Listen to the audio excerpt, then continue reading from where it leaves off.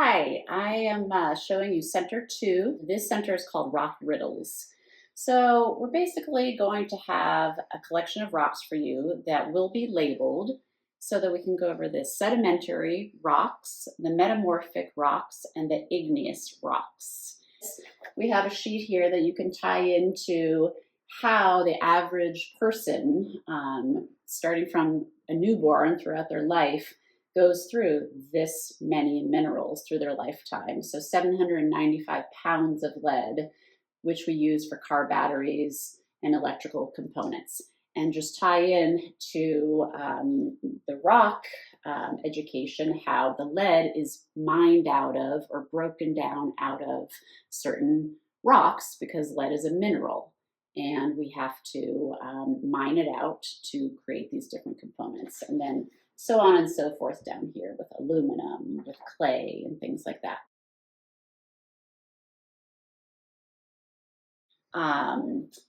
So we'll have these out and some of the magnifying glasses so that the kids can look at them a little bit closer and try and find what they think are the sedimentary versus metamorphic versus igneous.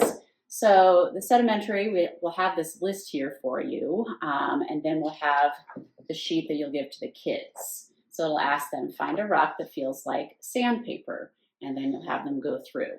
Then we'll go down to the igneous rocks. You're looking for rocks that float. So this is a really cool one. We'll have a bit of pumice.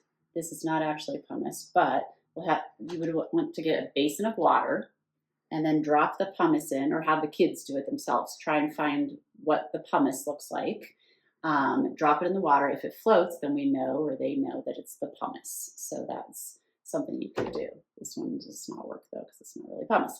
And then after they kind of play around with all of this, then we'll move on down to the metamorphic rocks, which have some really cool experiments that we can do. One of the things that kids are supposed to do is find a rock that will fizz when you add a drop of hydrochloric acid to it. So if you can find, we'll have it in there, limestone, and it will be marked for you. You find your limestone or you find your sandstone, put one drop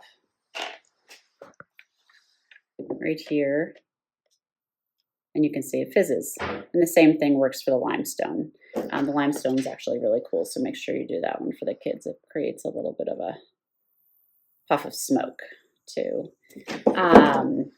So this is showing them how the different minerals in all of the rocks cause them to look different, like a conglomerate rock, the various pebbles that make up this one stone. So anyways, have fun with it. Have them play around with all this. We'll have it labeled for you, and that's it.